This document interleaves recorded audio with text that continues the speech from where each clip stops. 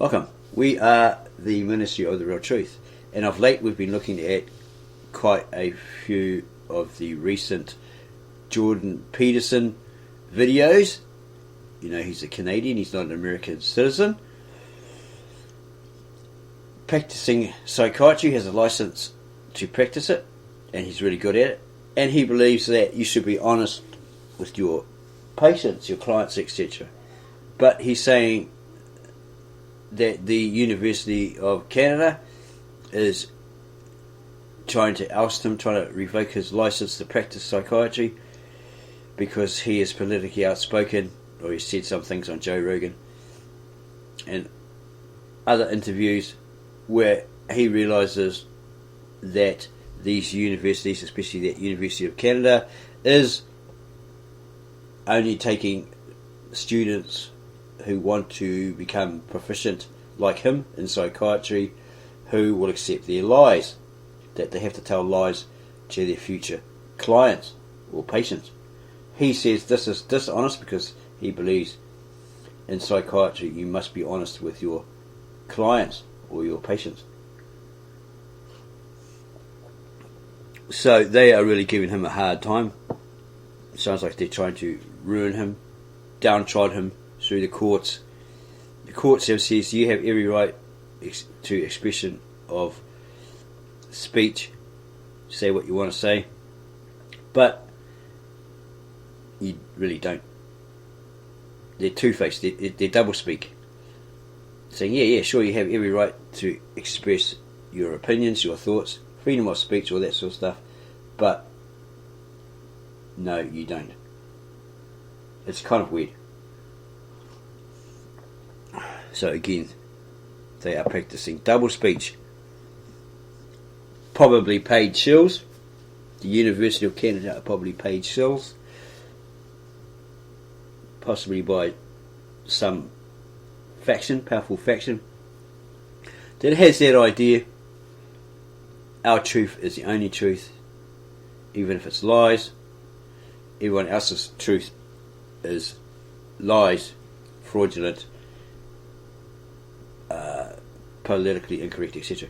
So we're going back and looking at the American Declaration of Independence, the Constitution, and etc., and examining it, because we know from other research that it's not all it was cracked up to be, because the Negroes, the American Negroes, African Americans, are still slaves under that system. Like, they go to get a loan at a bank apparently, or some establishment, and they can't get it, right? Whereas Asians, Arabs, etc. can get it and then run away, go back to the country, leaving this debt behind, whereas these African Americans can't go anywhere. They've got nowhere to go. I mean, they can go to Africa, but the Africans don't really like them, by what we've seen on different debates on the street, etc., etc. They have a dislike of them.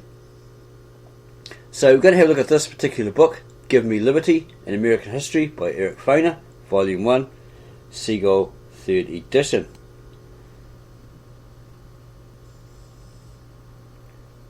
And here's a registration code which provides access to certain documents available at the Give Me Liberty 3rd edition study space site, www.norton.com/Foner, and there's the code there apparently. Give Me Liberty in American History. Proclaim liberty throughout all the land unto all the inhabitants thereof. All Americans, right? And there's a map of Canada, physical political map of the United States, Pacific Ocean, Mexico, Bahamas, Europe and the Middle East. Here's contents page.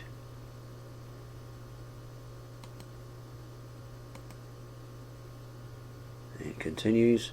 List of maps, tables and figures. And about the author. Eric Foner is DeWitt Clinton Professor of History at Columbia University, where he earned his BA and PhD. In his teaching and scholarship, he focused on the Civil War and Reconstruction, slavery, and 19th century America. Professor Foner's publications include Free Soil, Free Labour, Free Men, The Ideology of the Republican Party Before the Civil War, Tom Paine in Revolutionary America, and so forth. The Story of American Freedom and Forever Free, The Story of Emancipation and Reconstruction. That's freedom, liberation, and reconstruction. His History of Reconstruction won the Los Angeles Times Book Award for History, the Bancroft Prize, and the Parkman Prize. He has served as president of the Organization of American Historians and the American Historical Association. In 2006, he received the Presidential Award for Outstanding Teaching from Columbia University. His most recent book is The Fiery Trial, Abraham Lincoln and American Slavery, winner of the Lincoln Prize, Bancroft Prize, and the Pulitzer Prize. So he's really well known and recognized.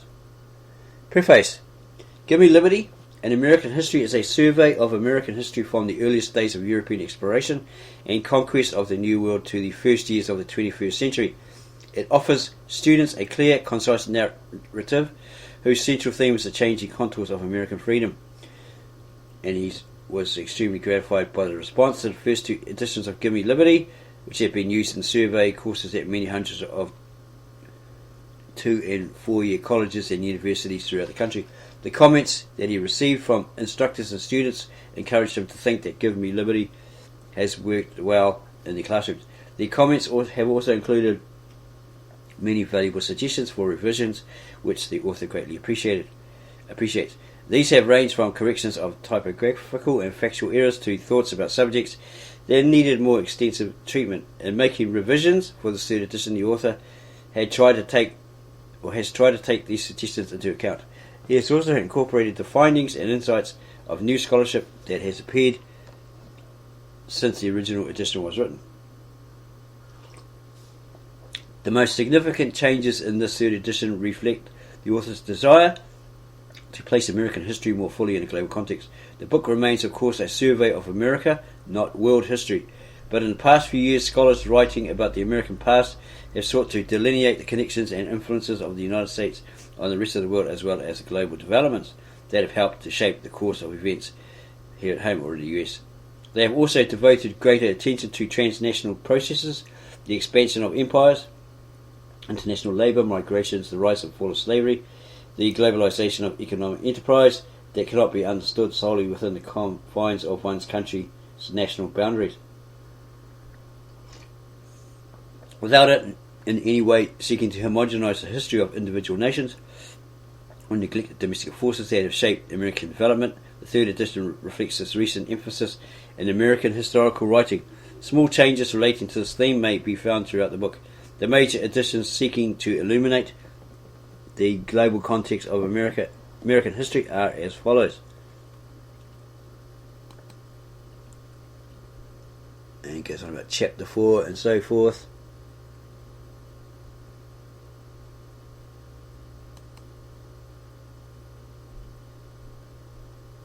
History, it has been said, is what the present chooses to remember about the past. Rather than a fixed collection of facts or a group of interpretations that cannot be challenged, our understanding of history is constantly changing. There is nothing unusual in the fact that each generation rewrites history to meet its own needs, or that scholars disagree among themselves on basic questions like the causes of the Civil War or the reasons for the Great Depression, and so forth.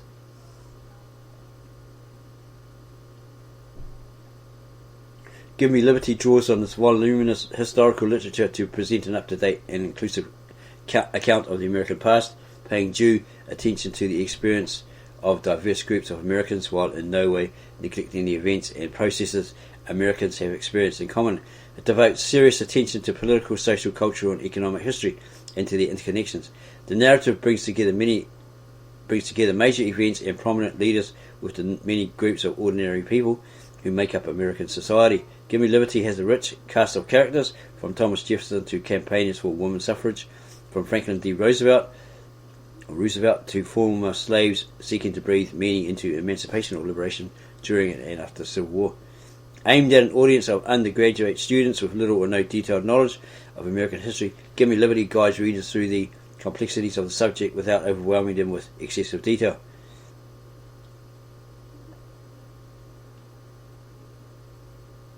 Over the course of their history, American freedom has been both a reality and a mythical ideal, a living truth for millions of Americans, a cruel mockery for others. For some, freedom has been what some scholars call a habit of the heart, an ideal so taken for granted that it is lived out but rarely analysed.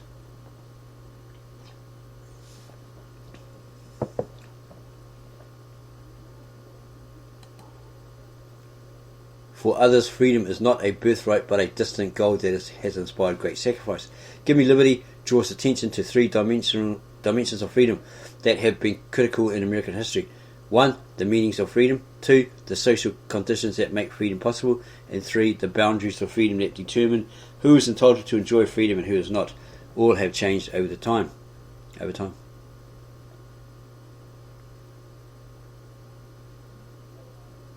In the era of the American Revolution, for example, freedom was primarily a set of rights enjoyed in public activity.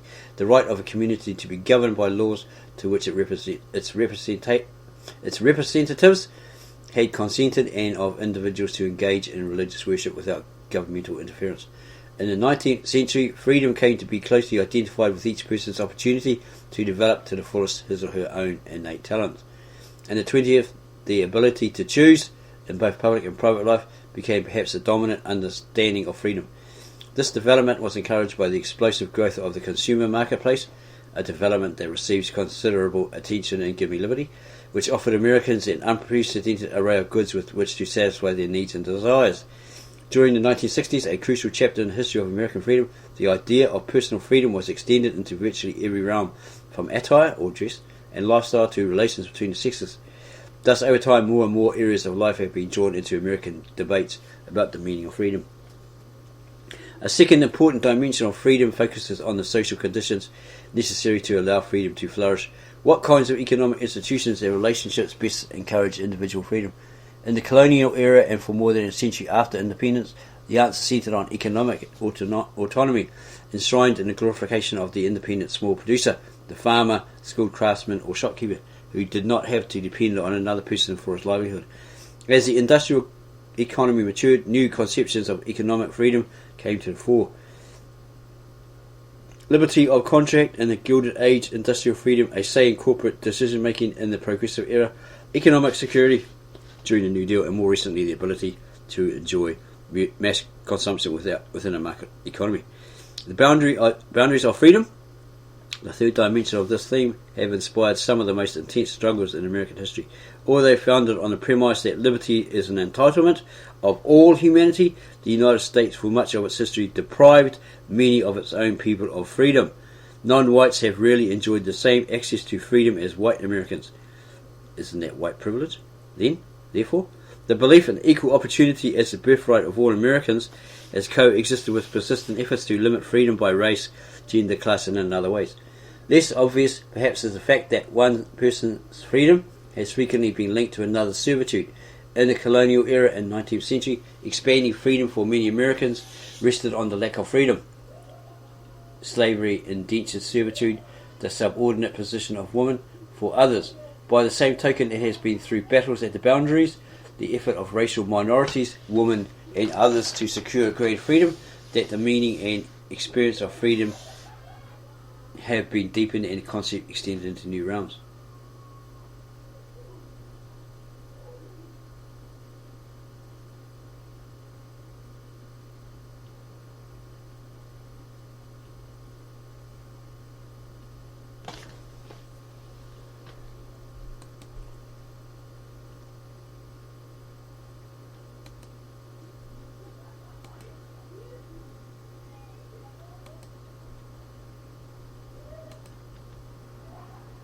Chapter 1, A New World, and this is focused questions.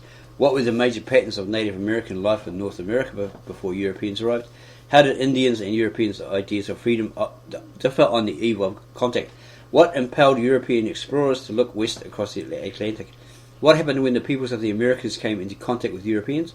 What were the chief features of the Spanish Empire in America? What were the chief features of the French and Dutch empires in North America? The discovery of America, the British writer Adam Smith announced in his celebrated work The Wealth of Nations, 1776, was one of the two greatest and most important events recorded in the history of mankind. Historians no longer use the word discovery to describe the European exploration, conquest and colonisation of a hemisphere already home to millions of people. But there can be no doubt that when Christopher Columbus made landfall in the West Indian Islands in 1492, he set in motion some of the most pivotal developments in human history. Immense changes soon followed in both the Old and New Worlds. The consequences of these changes are still with us today. The peoples of the American continents, and Europe, previously unaware of each other's existence, were thrown into continuous interactions. Crops new to each hemisphere crossed the Atlantic, reshaping diets and transforming the natural environment. Because of their long isolation, the inhabitants of North and South America had developed no immunity to the germs that also accompany the colonizers. As a result, they suffered a series of devastating epidemics, the greatest population catastrophe in human history. Within a decade of Columbus's voyage, a fourth continent, Africa, found itself drawn into the new Atlantic system of trade and population movement. In Africa, Europeans found a supply of unfree labour that enabled them to exploit the fertile lands of the Western Hemisphere. Indeed, of approximately 10 million men, women and children who crossed from the Old World to the New between 1492 and 1820, the vast majority, about 7.7 million, were African slaves. From the vantage point of 1776, the year the United States declared itself an independent nation, it seemed to Adam Smith that the discovery of America had produced both great benefits and great misfortunes. To the nations of Western Europe, the development of American colonies brought an era of splendour and glory. The emergence of the Atlantic as the world's major avenue for trade and population movement, Smith noted, enabled millions of Europeans to increase the enjoyments of life. To the natives of the Americas, however, Smith went on, the years since 1492 had been ones of dreadful misfortunes and every sort of injustice, and for millions of Africans, the settlement of America meant a descent into the abyss of slavery. Long before Columbus sailed, Europeans had dreamed of a land of abundance, riches and ease beyond the western horizon. Once the discovery of this new world had taken place, they invented an America of the imagination, projecting on to it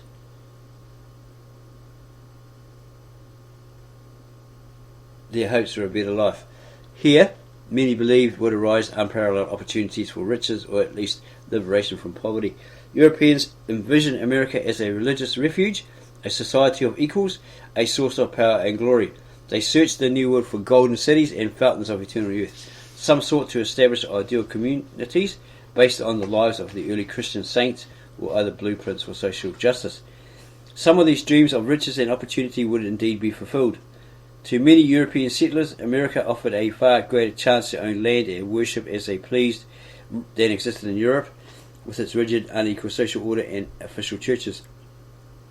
Yet the conditions that enabled millions of settlers to take control of their own destinies were made possible by the debasement of millions of others. The New World became the site of many forms of unfree labour, including indentured servitude, forced labour, and one of the most brutal and unjust systems ever devised by man, plantation slavery, or chattel slavery. The conquest and settlement of the Western Hemisphere opened new chapters in the long histories of both freedom and slavery. There was a vast human diversity among the peoples thrown into contact with one another in the New World. Exploration and settlement took place in an era of almost constant warfare among European nations, each racked by internal religious, political and regional conflicts. Native Americans and Africans consisted of numerous groups with their own languages and cultures. They were as likely to fight one another as to unite against the European newcomers. All these peoples were changed by the integration into the new Atlantic economy. The complex interaction of Europeans, American Indians and Africans would shape American history during the colonial era. The first Americans, the settling of the Americas. The residents of the Americas were no more a single group than Europeans or Africans. They spoke hundreds of different languages and lived in numerous kinds of societies. Most, however, were descended from bands of hunters and fishers who had crossed the Bering Strait via a land bridge at various times between 15,000 and 60,000 years ago. The exact dates are hotly debated by archaeologists. Others may have arrived by sea from Asia or Pacific Islands. Around 14,000 years ago, when glaciers began to melt At the end of the last ice age, the land link became submerged underwater, once again separating the Western Hemisphere from Asia. History in North and South America did not begin with the coming of Europeans.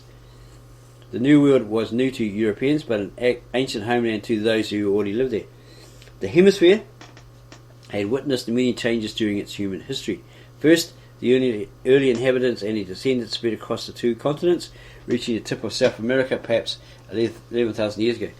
As the climate warmed, they faced a food crisis as the immense animals they hunted, including woolly mammoths and giant bison, became extinct. Around 9,000 years ago, at the same time that agriculture was being developed in the Near East, it also emerged in modern-day Mexico and the Andes, and then spread to other parts of the Americas, making settled civilizations possible. Throughout the hemisphere, maize, or corn, squash and beans formed the basis of agriculture. The absence of livestock in the Western Hemisphere, however, limited farming by preventing the ploughing of fields and the application of natural fertilizer. And there's a map of the first Americas and the Americans. A map illustrating the probable routes by which the first Americans settled the Western Hemisphere at various times between 15,000 and 60,000 years ago. Indian societies of the Americas. North and South America were hardly an empty wilderness when Europeans arrived. The hemisphere contained cities, roads, irrigation systems, extensive trade networks, and large structures such as pyramid temples whose beauty still inspires wonder. With a population close to 250,000, Tenochtitlan, the capital of the Aztec Empire in what is now Mexico, was one of the world's largest cities. Its great temples, splendid royal palace, and a central market, comparable to that of European capitals, made the city seem like an enchanted vision, according to one of the first Europeans to encounter it. Further south lay the Inca kingdom, centered in modern-day Peru. Its population of perhaps 12 million was linked by a complex system of roads and bridges that extended 2,000 miles along the Andes mountain chain. When Europeans arrived, a wide variety of native peoples lived within the present borders of the United States. Indian civilizations in North America had not developed the scale, grandeur, or centralized organization of the Aztec and Inca societies to their south. North American Indians lacked the technologies Europeans had mastered, such as metal tools and machines, gunpowder, and the scientific knowledge necessary for long-distance navigation. No society north of Mexico had achieved literacy, although some made maps on bark and animal hides. They also lacked wheeled vehicles, since they had no domestic animals like horses or oxen to pull them. Their backwardness became a central justification for European conquest. But over time, Indian societies had perfected techniques of farming, hunting and fishing, developed structures of political power and religious belief, and engaged in far-reaching networks of trade and communication. And it goes to talk about the mountain borders of the Mississippi River, Indians of Eastern North America.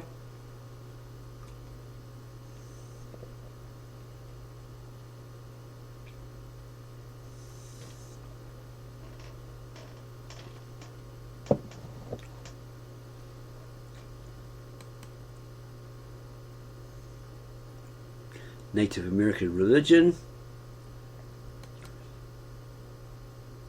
land and property,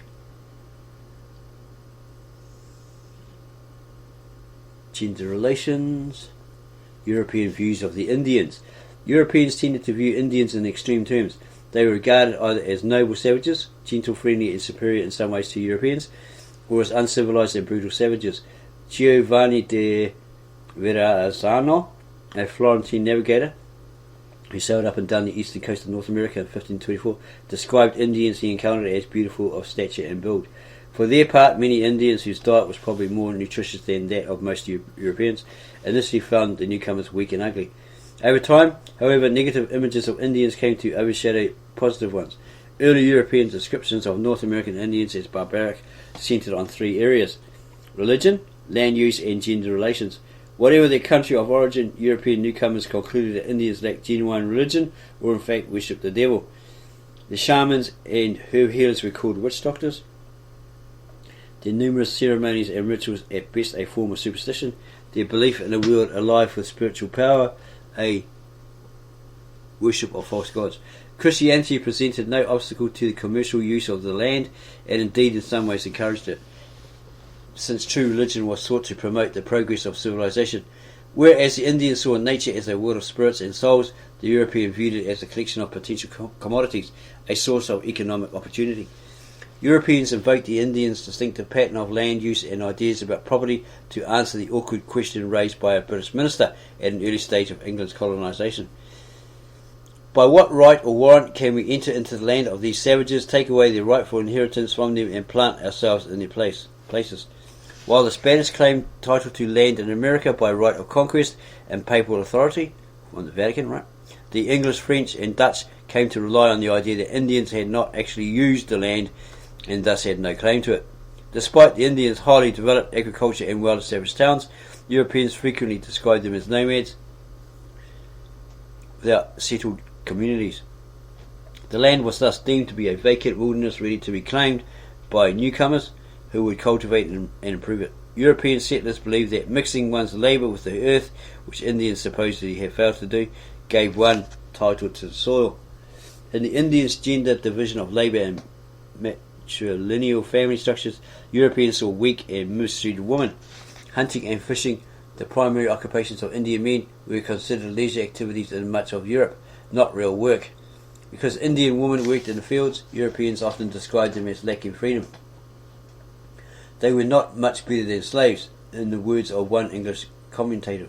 Europeans considered Indian men unmanly, too weak to exercise authority within their families and restrain their wives' open sexuality, and so lazy that they forced their wives to do most of the productive labour. Throughout North America, Europeans promoted the ideas that women should confine themselves to household work and that men ought to exercise greater authority within their families. Europeans insisted that by subduing the Indians, they were actually bringing them freedom, the freedom of true religion, private property, and the liberation of both men and women from uncivilized and unchristian gender roles. Indian freedom, European freedom, Indian freedom. And what of liberty as the native inhabitants of the New World understood it? Many Europeans saw Indians as embodying freedom. The Iroquois, wrote one colonial official, held such absolute notions of liberty that they allow of no kind of superiority of one over another and banish all servitude from their territories. But most colonizers quickly concluded that the notion of freedom was alien to Indian societies. Early English and French dictionaries of Indian languages contained no entry for freedom or liberty. Nor, wrote one early trader, did Indians have words to express despotic power, arbitrary kings, oppressed or obedient subjects. Indeed, Europeans considered Indians barbaric in part because they did not appear to live under established governments or fixed laws and had no respect for authority. They are born, live and die in a liberty without restraint, wrote one religious missionary. In a sense they were too free, lacking the order and discipline that Europeans considered the hallmarks of civilization. Even slavery, wrote Richard Eden, an English writer of the mid-16th century, was preferable to the Indians' condition before European contact, which he described as rather a horrible licentiousness than a liberty. When Giovanni de Verrazzano described Indians as living in absolute freedom, he did not intend this as a compliment. The familiar modern understanding of freedom as personal independence, often based on ownership of private property, had little meaning in most Indian societies. But Indians certainly had their own ideas of freedom. While the buying and selling of slaves was unknown, small-scale slavery existed in some Indian societies. So too did the idea of personal liberty as the opposite of being held as a slave. Indians would bitterly resent the efforts of some Europeans to reduce them to slavery. Although individuals were expected to think for themselves and did not always have to go along with collective decision-making, Indian men and women judged one another according to their ability to live up to widely understood ideas of appropriate behaviour. Far more important than individual autonomy were kinship ties, the ability to follow one's spiritual values, and the well-being and security of one's community. In Indian culture, group autonomy and self-determination and the mutual obligations that came with a sense of belonging and connectedness took precedence over individual freedom. Ironically, the coming of Europeans armed with their own language of liberty would make freedom a preoccupation of American Indians, as part and parcel of the very process by which they were reduced to dependence on the colonizers. Christian liberty. On the eve of colonization, Europeans held numerous ideas of freedom. Some were as old as the city-states of ancient Greece. Others arose during the political struggles of the early modern era. Some laid foundations for modern conceptions of freedom. Others are quite unfamiliar today. Freedom was not a single idea, but a collection of distinct rights and privileges, many enjoyed by only a small portion of the population. One conception common through Europe understood freedom less as a political or social status than as moral or spiritual condition. Freedom meant abandoning the life of sin to embrace the teachings of Christ. Where the Spirit of the Lord is, declares the New Testament, there is liberty. In this definition, servitude and freedom were mutually reinforcing, not contradictory states, since those who accepted the teachings of Christ simultaneously became free from sin and servants to God. Christian liberty had no connection to later ideas of religious toleration, a notion that scarcely existed anywhere on the eve of colonization. Every nation in Europe had an established church that decreed what forms of religious worship and belief were acceptable. Dissenters faced persecution by the state as well as condemnation by church authorities. Religious uniformity was thought to be essential to public order. The modern idea that a person's religious beliefs and practices are a matter of private choice, not legal obligation, was almost unknown. The religious wars that racked Europe in the 16th and 17th centuries centered on which religion would predominate in a kingdom or region. Okay, who was the best? Who would be the one? Right. All others come underneath it. Not the right of individuals to choose which church in which to worship.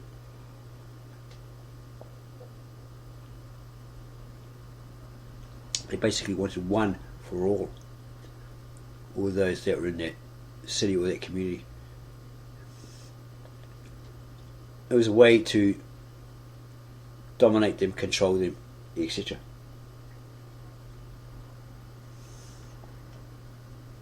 Freedom and authority.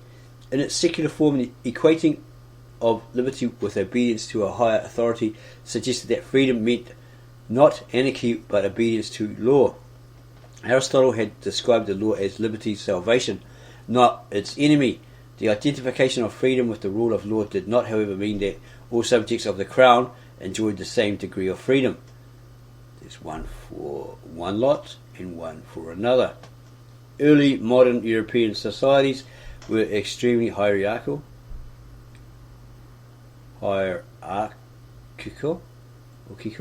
with marked gradations of social status ranging from the king and hereditary aristocracy down to the urban and rural poor.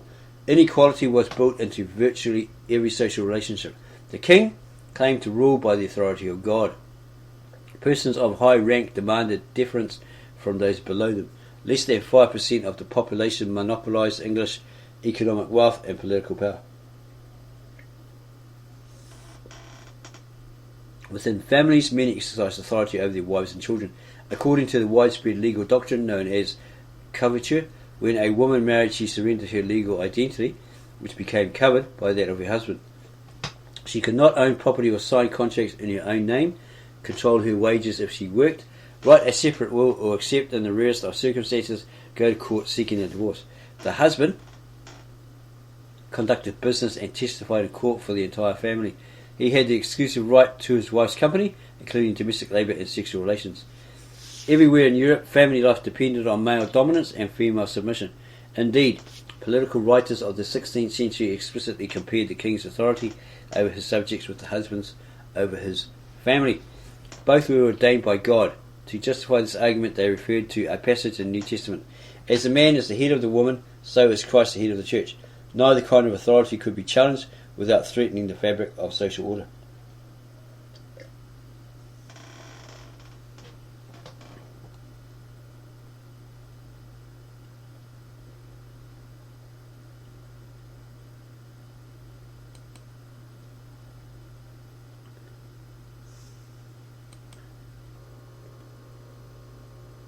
Freedom and slavery in Africa.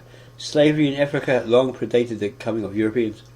Traditionally, African slaves tended to be criminals, debtors and captives in war. They worked within the households of their owners and had well-defined rights such as possessing property and marrying free persons.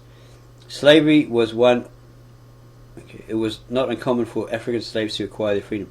Slavery was one of several forms of labour, not the basis of the economy as it would become in large parts of the New World.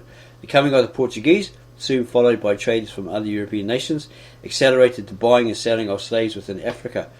At least 100,000 African slaves were transported to Spain and Portugal between 1450 and 1500. In 1502, the first African slaves were transported to islands in the Caribbean. The transatlantic slave trade and its impact on Africa is discussed in Chapter 4. And the voyages of Columbus.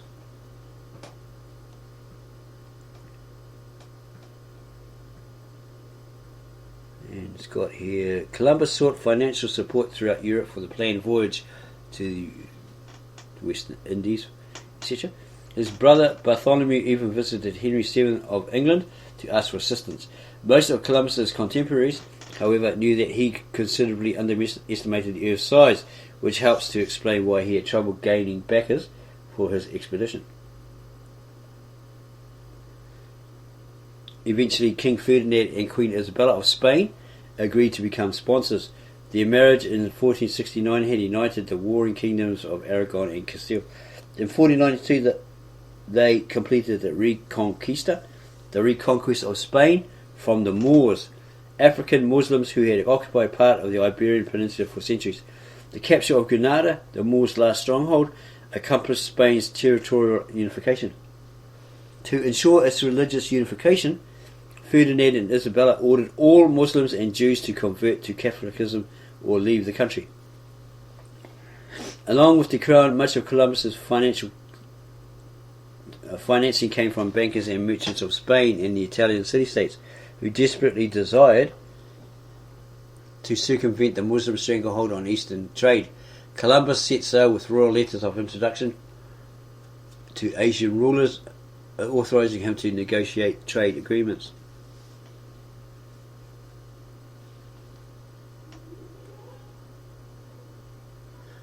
Contact Columbus in the New World. On October 12, 1492, after only 33 days of sailing from the Canary Islands, where he had stopped to resupply his 3 ships, Columbus and his expedition arrived at the Bahamas. His exact landing site remains in dispute, but it was probably San Salvador, a tiny spot of land known today as Watling Island. Soon afterward, he encountered the far larger islands of Hispaniola, today the site of Haiti and the Dominican Republic, and Cuba. When one of his ships ran aground, he abandoned it and left 38 men behind on Hispaniola. But he found room to bring 10 inhabitants of the island back to Spain for conversion to Christianity. In the following year, 1493, European colonization of the New World began.